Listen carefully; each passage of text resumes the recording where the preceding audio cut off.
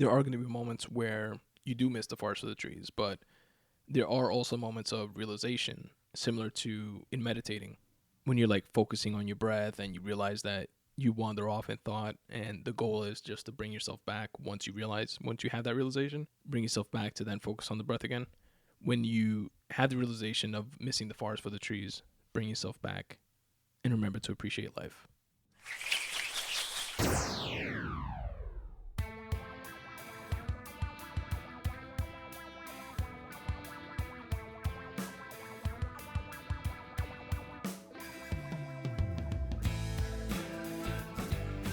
What up, folks? What's going on? Welcome to the Spun Today Podcast, the podcast that is anchored in writing, but unlimited in scope. I'm your host, Tony Ortiz, and I appreciate you listening. This is episode 171 of the podcast, the first podcast of 2021. And in this episode, I speak about watching the Disney movie Soul. I also speak about watching the series Cobra Kai and the Netflix 4-part special, Schulz Saves America. But first, if you're a fan of the show, if you fuck with the Spun Today podcast, here is a quick way that you can help show that support. You know that feeling you get on a Monday when the weekend already feels like a distant memory and the next one feels like it's weeks away? Have no fear, my friends. The Spun Today newsletter is here. And it's here to make it so that your Mondays don't have to suck. Come on, guys. I can lead you to the water, but I can't make you drink it. You have to do that part on your own by going to spuntoday.com/subscribe. I put together a free weekly newsletter that I send out to all of my subscribers every Monday at noon. Here's what's in it. A photo of the week so that you can take your mind off the mundane and enjoy the scenic route. A podcast of the week, because I listen to dozens of podcasts every single week from a wide range of shows. And I cherry pick the very best ones and recommend them to you here. The Spun Today newsletter also includes a video of the week, which will include anything from a TED Talk to a rap battle to a tasty recipe that I stumbled upon or a dope interview. A quote of the week for some food for thought. And a word of the week for my fellow wordsmiths out there to step up your vocab. So you'll be getting 5 things absolutely for free every Monday at noon in your inbox. If you choose to subscribe, all you have to do is go to spuntoday.com/subscribe, drop in your email address, and you'll get the very next one.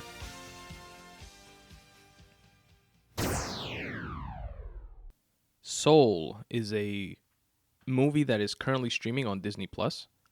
It is a Pixar animation. The movie was co-directed by Pete Docter, who also directed Up, and Kemp Powers. And it was co-written by Pete Docter, Kemp Powers, and Mike Jones. And here is the official synopsis of the movie. Quote, "What makes you you? Pixar Animation Studios' all-new feature film, Soul, introduces Joe Gardner, voiced by Jamie Foxx, a middle school band teacher who gets the chance of a lifetime to play at the best jazz club in town.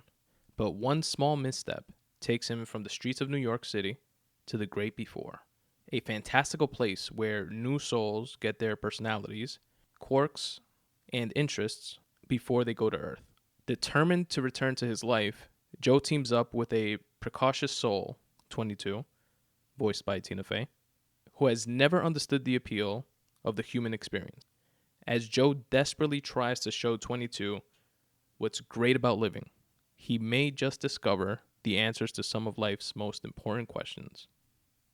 Now, I want to touch on a little bit the all-star cast that did the voice acting for this movie, starting with Jamie Foxx, who is just an incredible talent, both in comedic acting, dramatic acting, comedy in general, music. He's the voice of the main character. Tina Fey is the voice of 22, which is the soul that doesn't want to return back to Earth, doesn't get the appeal of living.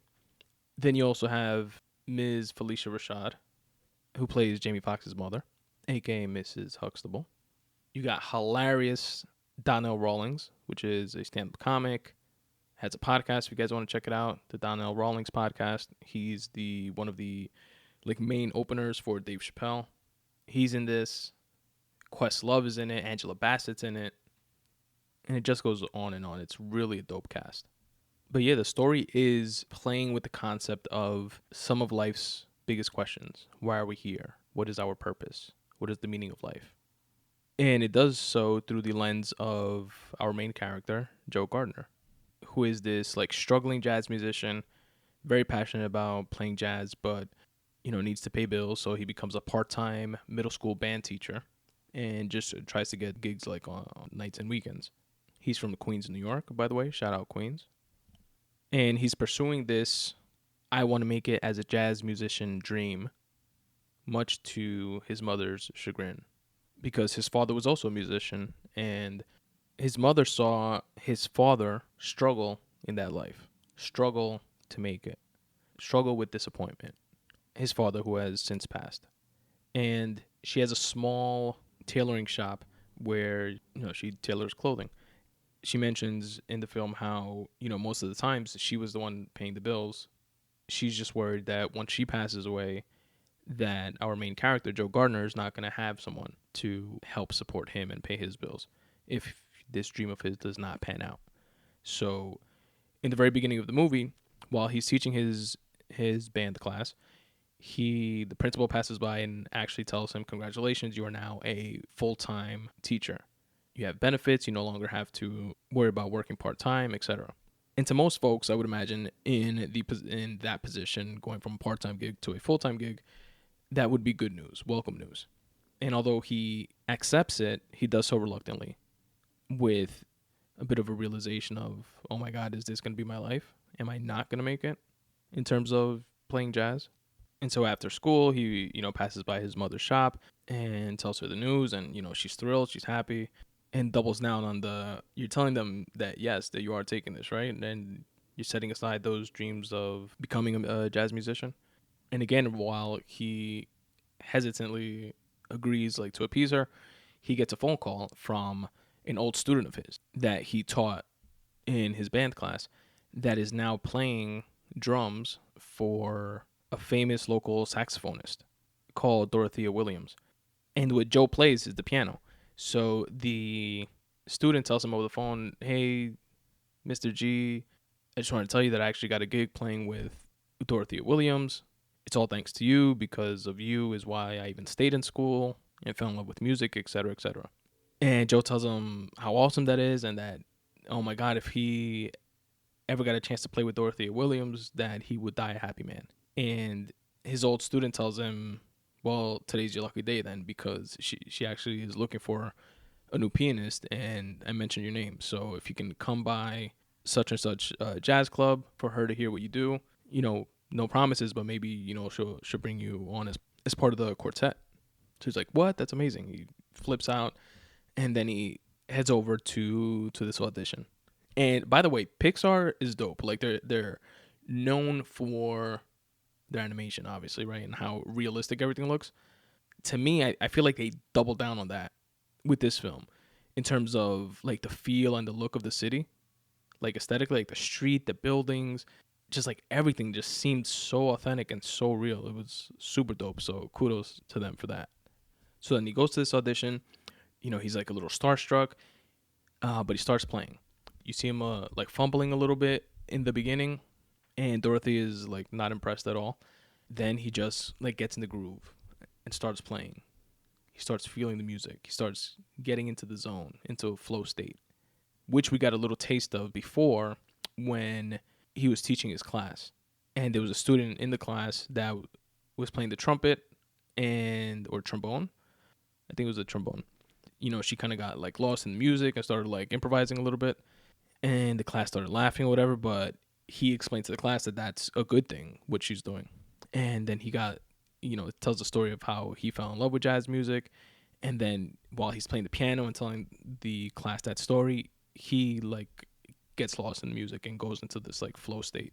So that happens again when he's auditioning for Dorothea after she's not impressed, etc. And then she's like, oh shit, where the fuck have you been?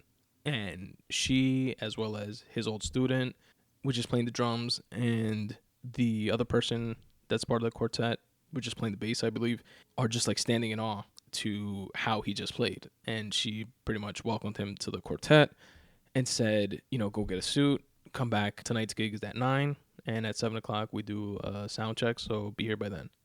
So he's obviously over the moon, happy as shit.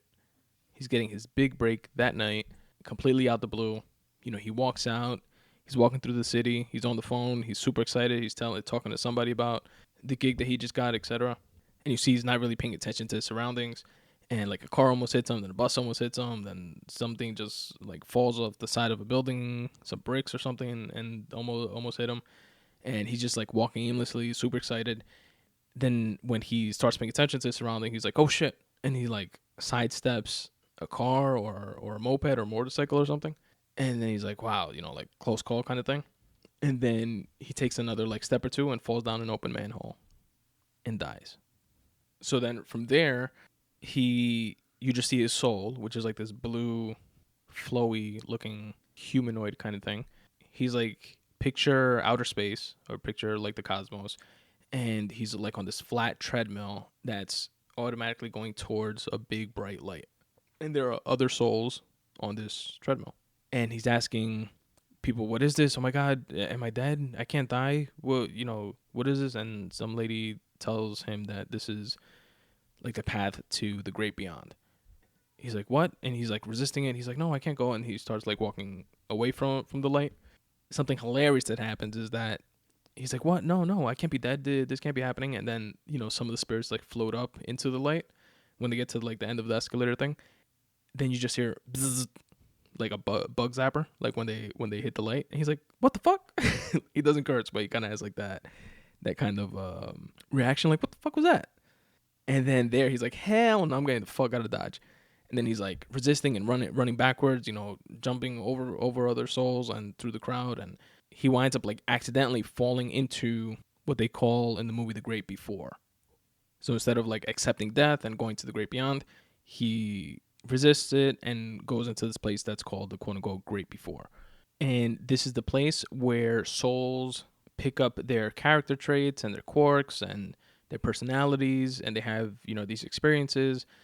And once they have like a full range of experiences and they find their quote unquote spark on, like what makes them want to live, then they're able to go through the earth portal with their earth pass and go back into a body, or go into a body on earth. And there is a role for souls that are in this like in between place to become mentors to other souls. And since he kind of makes it there by mistake, he like finagles his way into becoming a mentor, and he's asked to be the mentor for a soul named 22, which has no interest in living. She just wants to like aimlessly be a soul that's in this in-between place. She doesn't see the reason for wanting to live. And, later we find out that she's just like afraid of living and kind of like comfortable in the little box of existence that she has carved out for herself.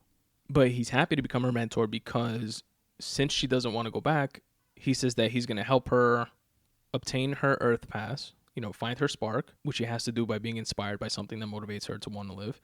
And then she agrees to just give the earth pass to Joe, who desperately wants to get back to his body because he wants to do so in time to make it to this gig that is the moment that he's been waiting for all his life.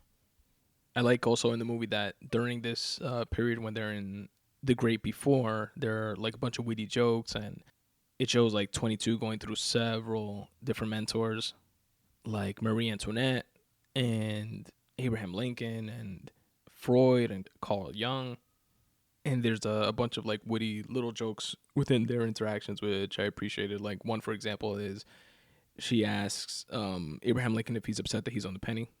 And he's like, no, it's an honor to be on any, form of money or whatever, blah, blah, blah. And she's like, really? Because Andrew Jackson's on the 20. And then Abe flips out and he's like, Andrew Jackson, what the fuck? Minus the fuck because, it's a Pixar movie, so there's no cursing in it. But he's very upset about that. Anyway, they go through a bunch of the usual experiences that you can do. There's something called the Hall of Everything where you can experience everything there is to do in life, like play basketball or eat pizza or shoot archery, and you get to test everything to see what is something that gives you that spark, something that makes you want to, play music, something that makes you want to live. And they did everything, and 22 is just like, so yeah, I told you, nothing gave me that spark. Like, I didn't want to do anything. And long story short, or at least a little shorter, because still got a ways to go here, they find this like soul connector, fixer, shaman guy that is able to help them out and try to get Joe back into his body. And they go through these rituals, and Joe is like in a rush like the entire time. And even in these types of interactions where he's already like he's dead and he's finding a way to get back into his body and live again, he's not even doing that the quote unquote right way that it's normally done. And he's cutting corners. And even within this situation of the guy that's going to help him cut the corners to get into his body, he's even rushing that. And it's just a testament to the very myopic mindset that he has of, this is my dream, this is what I got to do, I got to get back at all costs, nothing else matters type of mentality that the character has in the beginning and throughout most of the movie. And they open up this portal to his body, which is lying in a hospital with a quote unquote therapeutic cat that somebody brought into his room that's nearby. He's in such a rush, even though the shaman's like, all right, give it a few more minutes, let the connection be stronger. He's like, no, but I see myself right there. He jumps and dives in, but in doing so, he knocks in 22 as well into the portal, and he winds up going into the body of the cat, while 22 winds up going into his body. So then, Joe still has his one-track mind. He's like, all right, fuck it, we're going to make this work. You're in my body, I'm in the body of the cat. Just do everything I say. We got to get you ready, get you to this gig so you could play, just be part of the band, then we'll figure out how to, switch bodies like later on or whatever. And it's interesting because the mentee, even though, she didn't want to be there, but she starts experiencing life through being in Joe's body. And she smells and tastes pizza for the first time. And she starts getting an appreciation of music, and she tries different foods and looking up at the sky and at the leaves. And she starts getting this appreciation for life that she's like, oh shit, this isn't that bad. Then there was another interesting scene when one of Joe's students passes by for like tutoring or like a lesson. He kind of tells 22, which is in his body, to, get rid of her, tell her that we can't do it today. And 22 goes to talk to her a little bit. And the student is Connie, the one that got lost, playing the trombone in class, that she got like lost like into it. She's pretty much saying, I hate music. I don't want to do it anymore or whatever, blah, blah, blah. And like 22 is kind of like of that mentality. Yeah, music sucks. Don't do it. Don't do anything you don't want to do. Then she's like, yeah, but can you just listen to this one thing that I was working on? And if you don't like it, then I'll just quit because I don't want to do this anyway, whatever. And then she starts playing and again gets like lost in it and plays good. And then 22 in Joe's body tells her, oh, that, that was pretty good, etc. Connie in turn says, so maybe, maybe I shouldn't quit. I'll just, continue to work on it a little bit. Connie, being, 12-year-old kid is just like looking for encouragement and, battling the self-doubt that we all deal with at all ages, but definitely is exacerbated more in adolescence before you know more of like who you are and what it is that you want and stuff like that. And then 22 sees that transition of Connie going from, I hate this, I'm going to quit music, to, you know what, I do like it, I'm going to, stick with it and keep doing it. And it kind of makes her, coupled with all the experiences that she's been having, these new experiences of, tasting the pizza and looking up at the sky and appreciating the leaves and stuff like this, that maybe living isn't that bad. Maybe there is something to this whole like living thing and, not being so morose and skeptical all the time.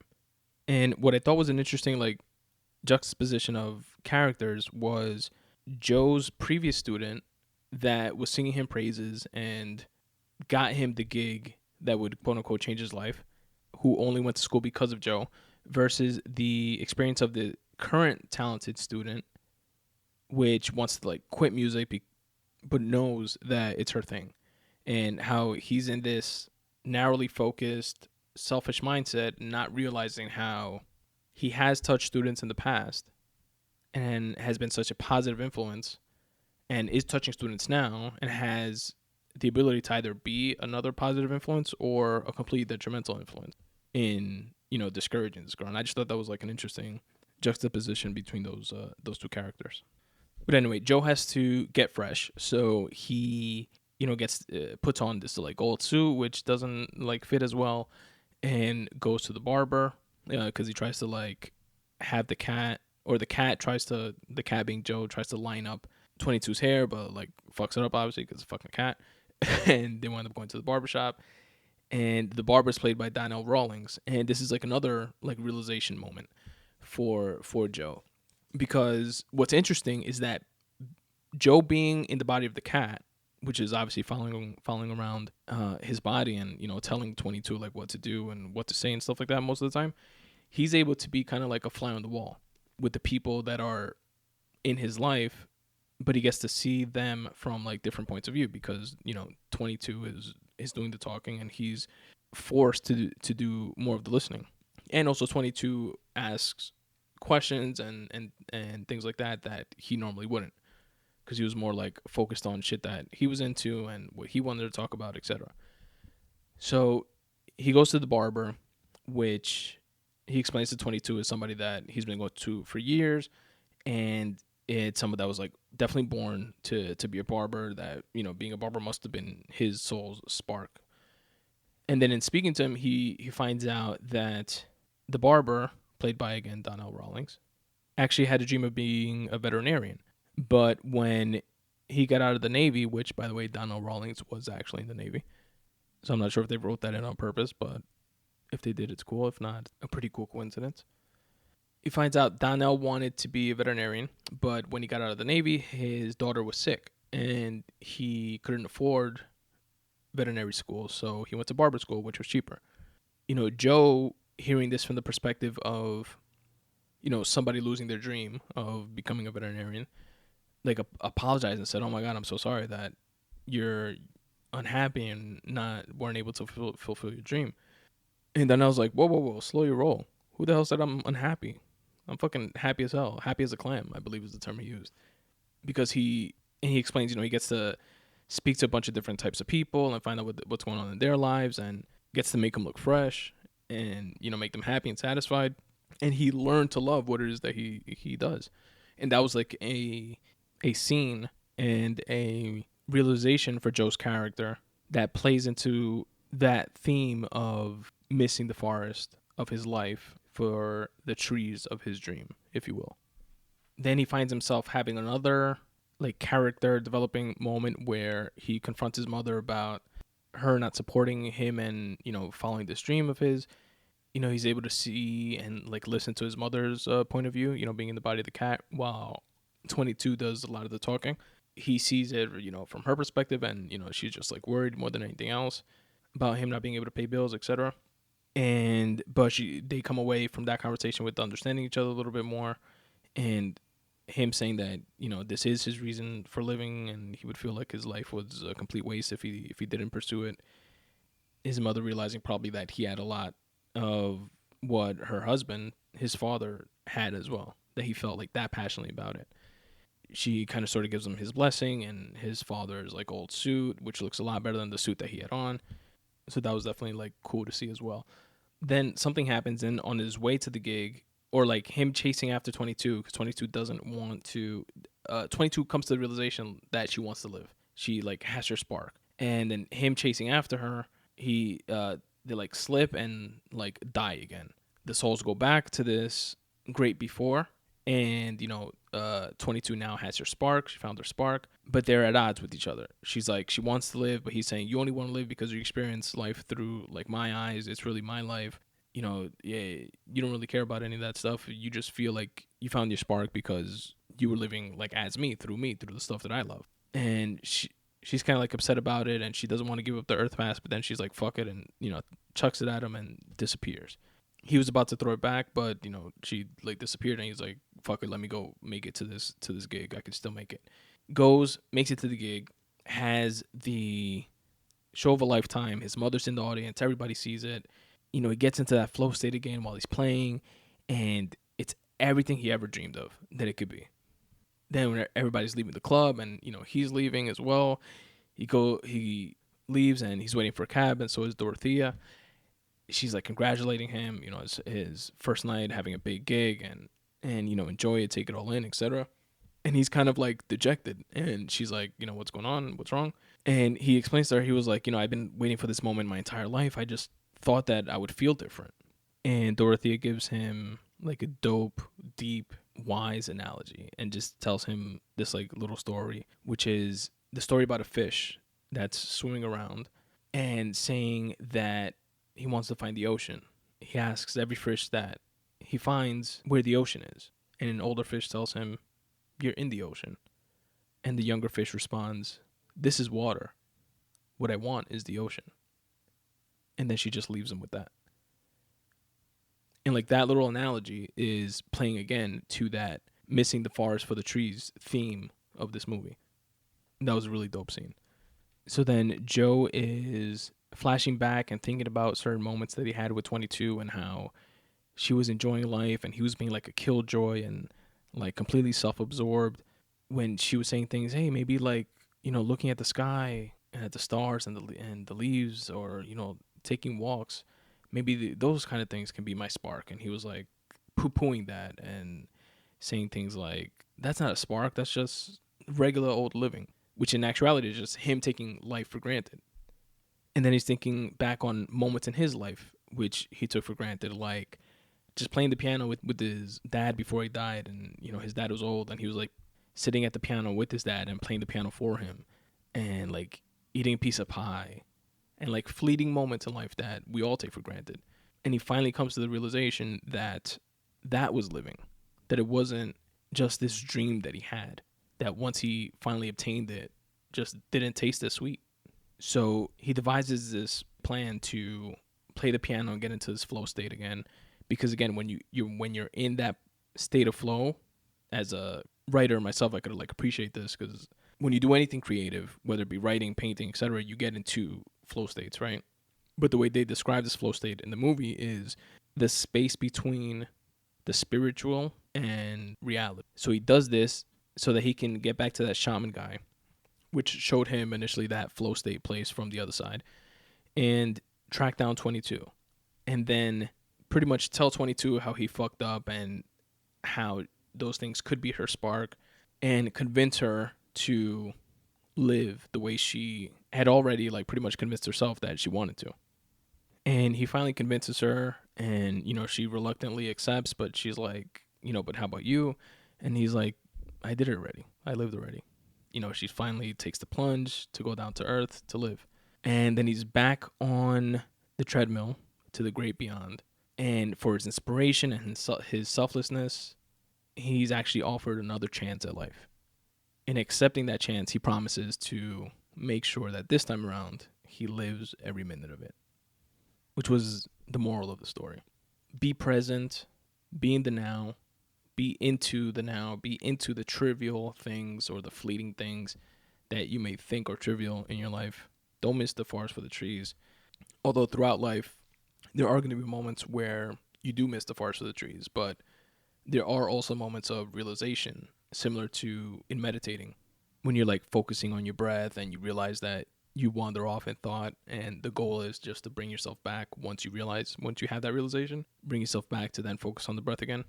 When you have the realization of missing the forest for the trees, bring yourself back and remember to appreciate life.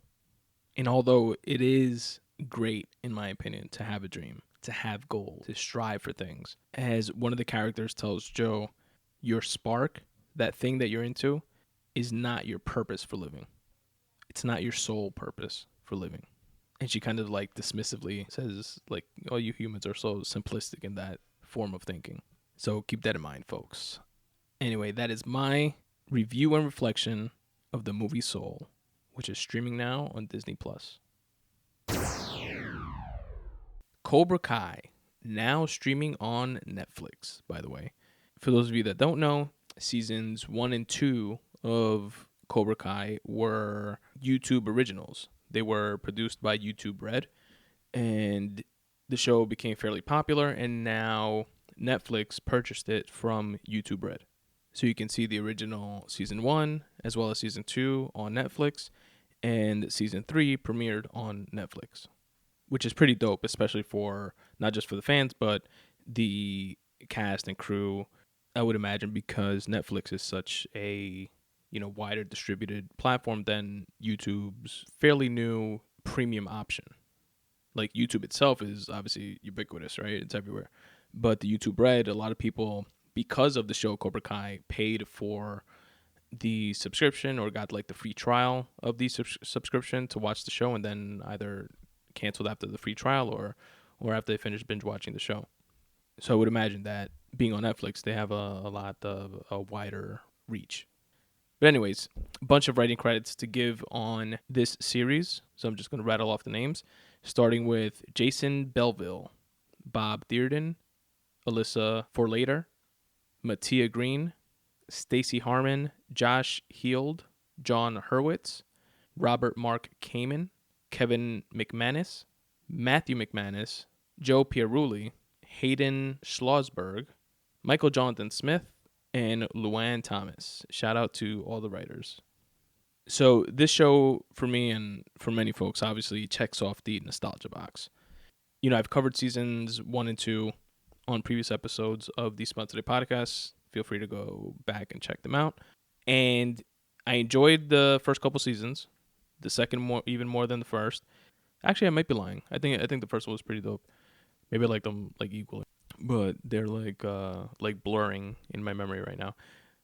But I definitely liked the third season so far most of all, because they've been, in my opinion, what my only criticism, or one of my criticisms for seasons 1 and 2 is that although it checked off the nostalgia box, and from a creative storytelling perspective, it's a really dope way to enter the world of the Karate Kid from a different perspective. And for those of you that don't know and don't watch the show, they pretty much start off the series from the perspective of Johnny, which was the quote-unquote bully from the movies in Karate Kid, at least in part 1. They enter this story with telling more of his origin story and the events that happened in the movies from his perspective, and he becomes the person that you're rooting for, and then you see him as not being a bully, but being a kid that grew up without his dad, and then had a stepfather that treated him like shit, and he had this sick, twisted mentor in his sensei Kreese, which we learn a lot more about in this season in terms of his background and origin story, and in terms of his girlfriend Allie, which is the girl that Daniel LaRusso, who is the new kid that comes to town, winds up taking from him, pretty much. It's not that he was such a dick to Allie. He was in love with her and just had, disagreements and, fights or whatever that you have as a couple, especially in like high school days and shit like that. And during one of those disagreements, this new kid, swoops in and like stole this girl pretty much. You know what I mean? So you start like feeling for the guy. Anyway, that was like super creative way of storytelling. So aside from those things that I love about the show, one of my biggest criticisms is that certain things were a little like on the nose and a little like corny. And I feel that here in the third season, although you still have sprinkles of that, like throughout, like cheesy, corny, it's not as heavy-handed as it has been in seasons past. And obviously during a season 3 of a show, you're playing more with like character development and going deeper into the characters and learning more about them, especially from this new angle that we're viewing the world of the Karate Kid from. And that's obviously a bunch of fun. So the season 2 left off with, this like epic fight in the school between the two rival dojos. And Miguel, one of the main characters of the show, falls off a balcony or gets kicked off a balcony by Robbie and falls on his back, and then it ends with him, people not knowing if he's going to live or die, if he's in a coma or he is in a coma, etc. And this season picks up where that one left off. Miguel is in a coma. I believe it was for 2 weeks at least. The kid Robbie that kicked him off, which is the biological son of Johnny Lawrence, but the karate student of Daniel LaRusso, he bails. He's like on the run. People don't know where he is. A large part of this episode is, looking for him and trying to track him down. Not just the police, which were like looking for him, but, his father as well as Daniel LaRusso, which feels responsible for him and wants to, help him make the right decision and turn himself in, and, he'll do less time that way, etc. And in doing so, Daniel and Johnny are forced to like bond a bit more. From at least from my perspective, in watching the show, you're seeing these two character arcs of Daniel and Johnny, seeing them from opposite perspectives that you would expect to see them see them as I alluded to a little earlier, where Johnny's now the quote unquote good guy, or at least the guy that you're rooting for, and Daniel LaRusso is you're kind of seeing like in the light of being a bit of a dick, and you're not really rooting for him as much. And their arcs are like inevitably going to cross, where to a point where you start rooting for Daniel more in certain situations and understand his perspective on things, and then vice versa with Johnny. And at least as a spectator, you're like looking for them throughout this series to mend like these what are in hindsight like petty differences that they're getting like hung up on, and then certain things that are a bit more serious, but that those petty differences from the past just like exacerbate. And when you think they get close to like mending and maybe forging some sort of relationship, like something else goes wrong. It's like, oh fuck. Then you have the storyline of Kreese, where we learn a lot more about him and his background, which is dope that this show is doing that, taking a deep dive into supporting characters like that. We find out, that he joined the army, which we knew he was in the military, but we see like flashback scenes as to why he does so, and then he's recruited to be part of these like special forces missions and stuff like that, and he's in Vietnam, and he and a few members from his crew wind up getting captured and are prisoners of war. The Vietnamese cats that took them in are like forcing them to fight to the death, like one by one. And his commanding officer didn't tell him right before they left on that mission that his girlfriend from back home had died in a car accident. And so they're like beefing back and forth now that they're all captured and stuff like that, and facing inevitable death. And they select them two to fight each other. And right before they do, the commanding officer tells him in a very mockingly way about his girlfriend dying and stuff like that to try to get in his head and, obviously kill him. Then they start fighting, but Kreese wins the fight. But right as he does, the platoon is like getting saved. There's like a airstrike attack from the army in that base that they were like prisoners of war.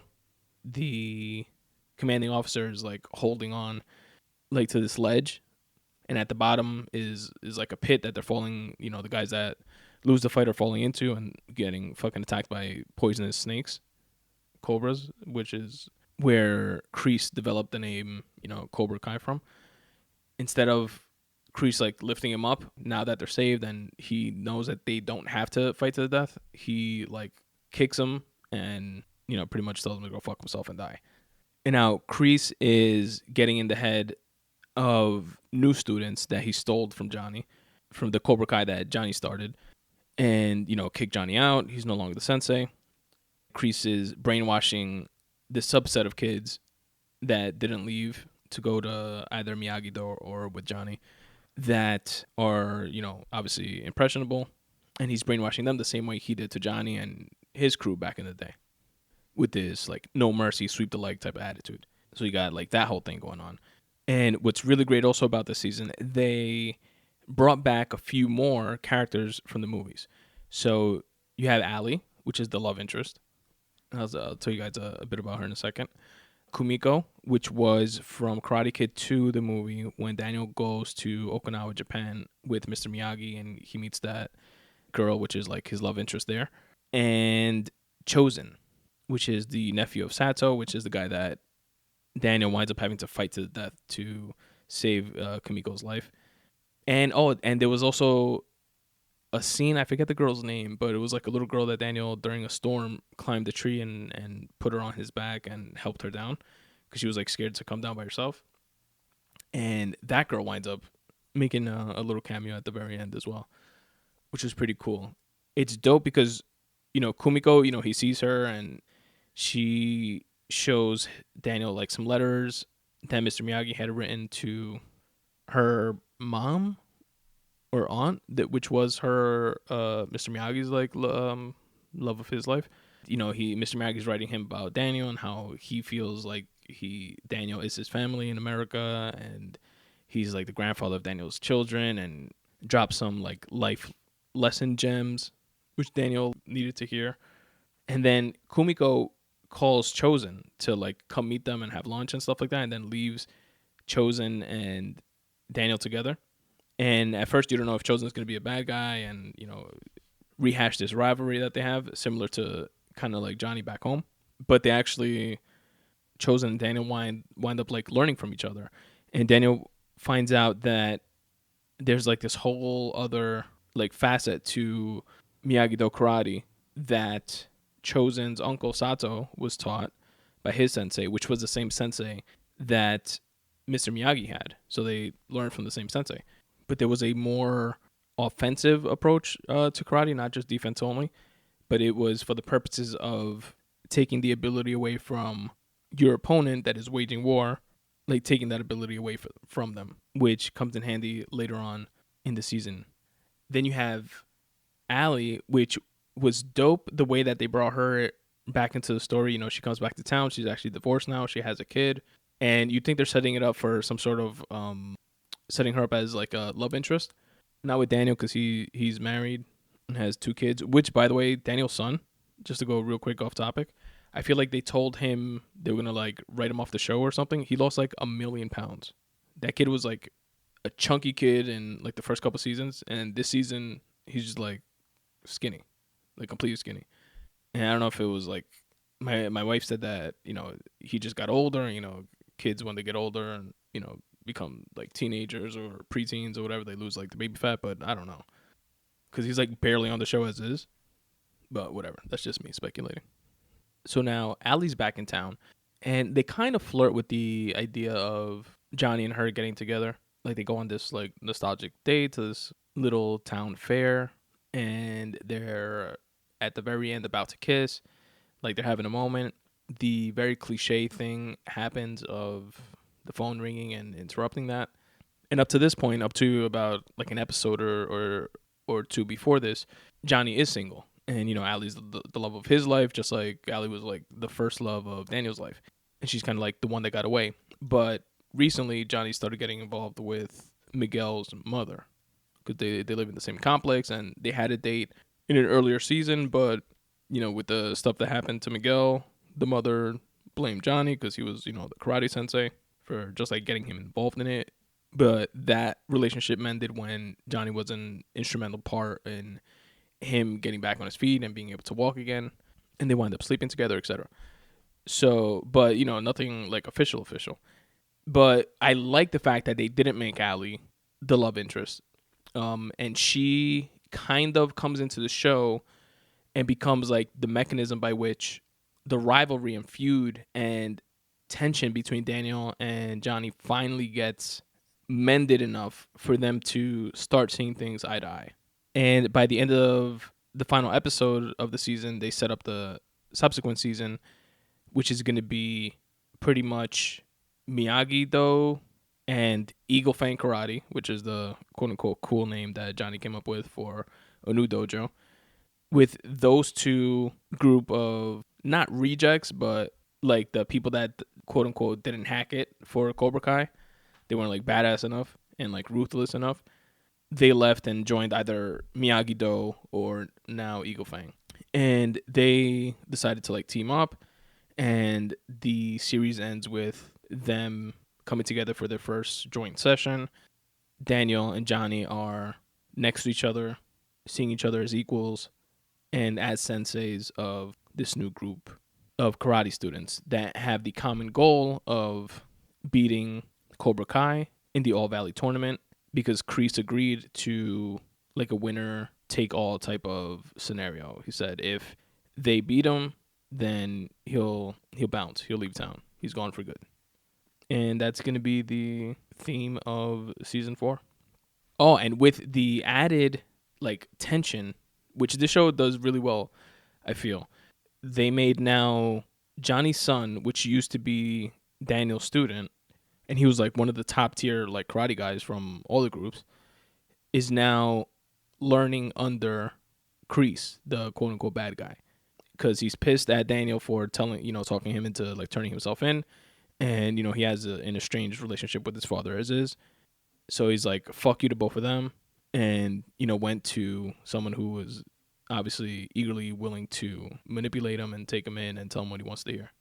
And the show does that very well throughout the series in terms of introducing like tension and conflict. So definitely kudos to the writers on that. And that is Cobra Kai, streaming now on Netflix. Seasons 1, 2, and 3 are available. Check it out. Schulz Saves America is listed as a stand-up comedy special on Netflix. And it's not that. It's more like a comedy moment. It's not a traditional stand-up special. It's a social commentary. And it's a 4-part miniseries, if you will, of this social commentary, which is a look back on 2020. It's by comedian and podcaster Andrew Schulz, co-host of the Brilliant Idiots podcast with Charlamagne the God, as well as the Flagrant 2 podcast with Akash Singh. And very apropos to Andrew Schulz, this series originated on YouTube. So he was one of the comics that... Actually, let me take a step back real quick. Originally, for those of you who are not familiar, Andrew Schulz is a comic in New York. He had a comedy special, shopped it around to the major networks. They all turned them down. And he took the strategy of, fuck it, we created this ourselves, we shot it ourselves. I'm going to put it out on YouTube for free. And it was a great special, blew up. He gained a shitload of popularity. Then he doubled down and did it again with a follow-up crowd work special. That blew up as well. Then after that, the Netflixes, Amazons, etc. came knocking and, were all too willing to now put him on. But he was like, nah, now the price is way different. Like, I'm not accepting the deal I was shopping around for before. Clearly you guys saw the value of the work I was putting out, etc. And he's largely attributed to creating this avenue for comics that don't get the traditional Netflix, HBO, Amazon, Comedy Central to a lesser extent special. And what he did is put out his specials out for free in chunks with captions. And he did that in 15-minute increments every Friday, I believe it was, for a week. For a month. And then at the end of that, 15-minute increment 4-week process, you had the full special available online for free. And he also put up clips on Instagram. And since it has become a very profitable model and option for comics that don't get their Netflix or Amazon special straight off the bat. And a bunch of comics have followed suit since, et cetera, et cetera, et cetera. Following like the same format, which is pretty dope and a testament to him. So one thing that he was a proponent of during the pandemic was to hunker down and use this time as kind of like a gift to pour yourself into your creative endeavor, because you're kind of like forced into this creative quote unquote prison, because you don't have the option of going out and doing as many things as before, and you no longer have to commute to and from work in most cases, etc. So a lot of the excuses that one would use in the past, you don't have that anymore.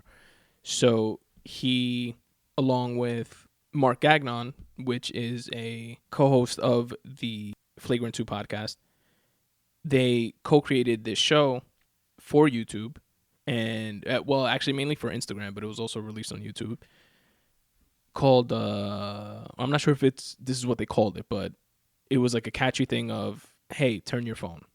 Because on Instagram, if you turn your phone to the side, it doesn't do like that orientation flipping thing that most other like apps do. So that in and of itself was like a cool thing to do on Instagram, which nobody else had done before.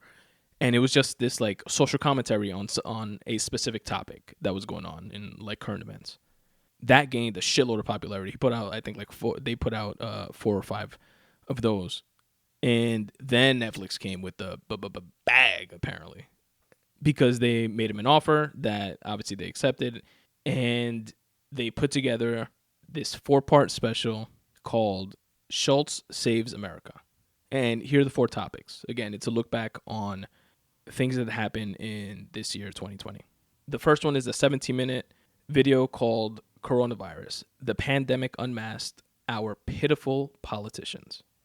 The second one is a 17-minute video titled Conspiracy Theories, Predators, Presidents, and Epstein's quote-unquote suicide. The third video is a 16-minute video titled Black Lives Matter, Protests, Police, and the Hollywood Hypocrites. And the fourth video is an 18-minute video titled A Nation Divided, Crybaby Cooper, and he's referring to Anderson Cooper, and Tantrum Tucker, he's referring to Tucker Carlson, are tearing the country in two. And in this series, it's a deep dive social commentary on each of those topics, which they pull off masterfully, riddled with jokes, and both sides get it. Like, it's not just shitting on the left, it's not just shitting on the right, it's on just the hypocrisy of both sides, which is also refreshing. And it's like delivered at a rapid rate, joke after joke, bar after bar, point after point, back to back to back to back to back. And then on top of that, there's an additional layer where, you know, it's him just sitting down in a chair, but behind him he has like the green screen like images and stuff like that. And then each of those images correspond to something that's being said. And not just those two things, the actual text or the closed captioning, if you will, also plays into the entire thing as like a third layer of jokes. So some, like, one sentence could have like 3 jokes within it.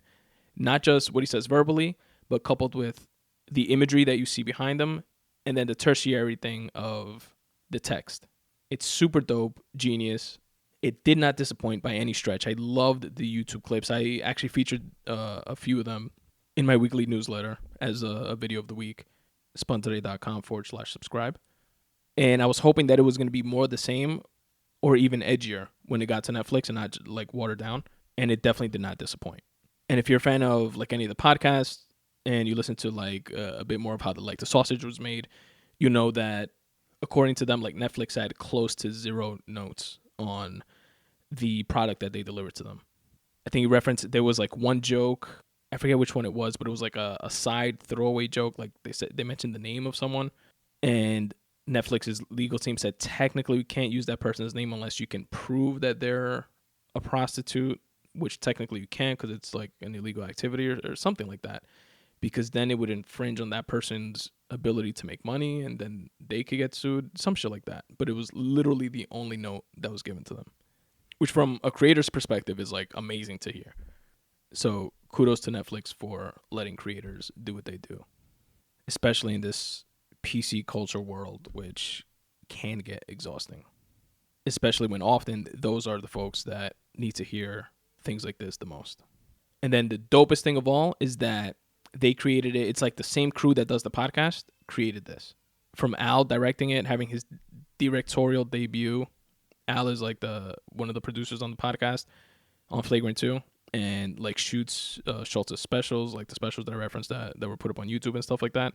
And his official quote-unquote directorial debut was on Netflix, which is dope. And like they were cracking on him like on the podcast saying like he had to learn. He uses like Final Cut Pro to cut like YouTube videos and stuff like that, which I've used before personally for the Spun Today podcast. But with Netflix, it had to be on Premiere, which is like a different software program. So they were like cracking on him saying that he was like directing and cutting the videos together to deliver to Netflix, but he was like on one screen doing the editing, and then on the other screen he had like a YouTube of like, how do I move this to there on Premiere? Which is also like funny but also refreshing to hear, because that's like the same shit that I do. For example, like when I'm using like a program that I don't know how to use, or when I want to look something up on Scrivener on how to use like a specific functionality, or like on Photoshop or whatever, you know? So that was funny. But yeah, man, definitely check it out.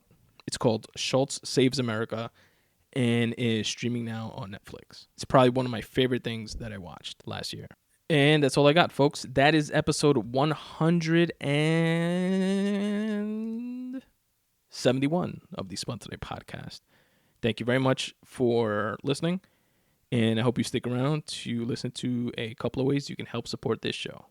Peace. Hey folks, Tony here. If you're enjoying the show, do me a favor. rate and review it on iTunes, Spotify, Stitcher, or wherever it is that you listen to your podcasts. If you'd like to help out the show in other ways, I'll give you a one-stop shop of sorts to do so. Go to spuntoday.com/support. That's where you'll find a ton of different ways to help support this show, such as shopping on Amazon. If you do any shopping on Amazon, like most of the world, I ask that you do so by clicking on any of the Amazon banners on my website.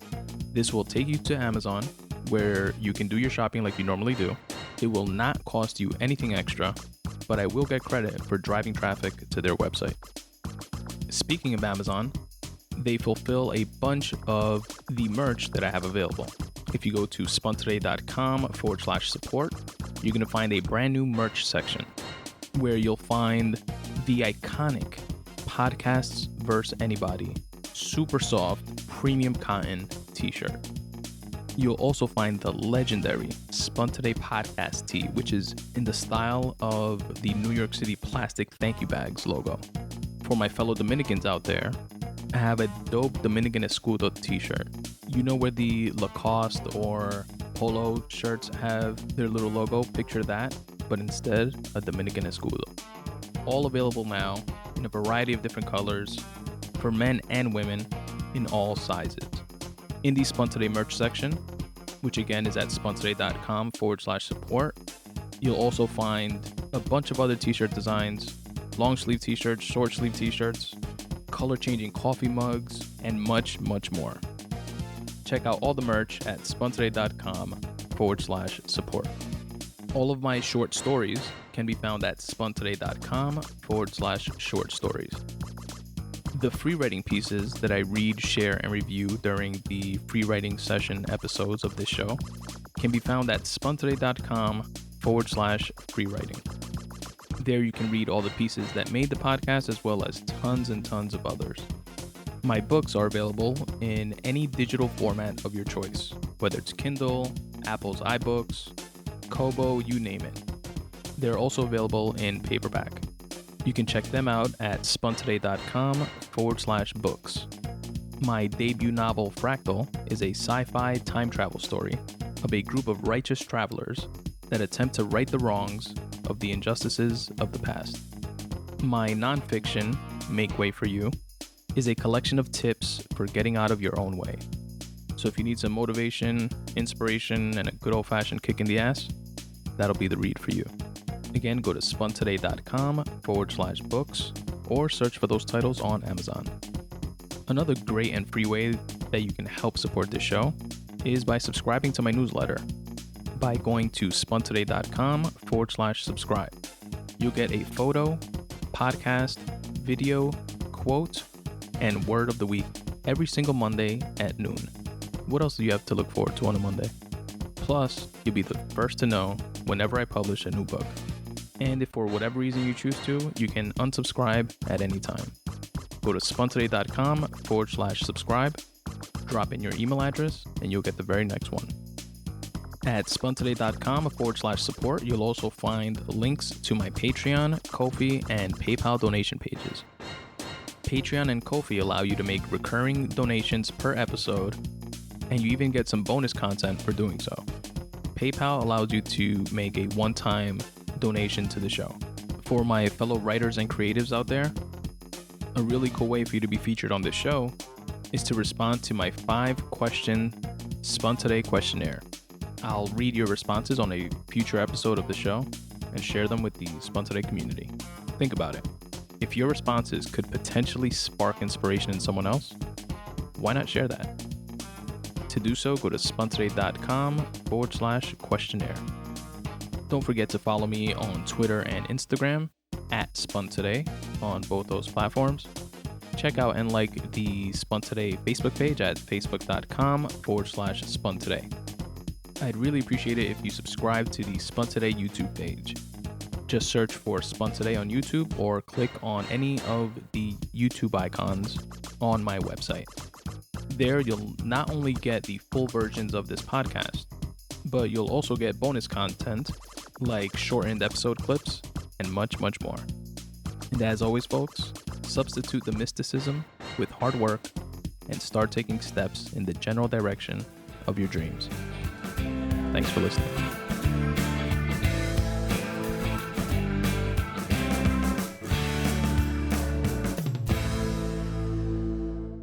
I love you, Aiden. I love you, Daddy.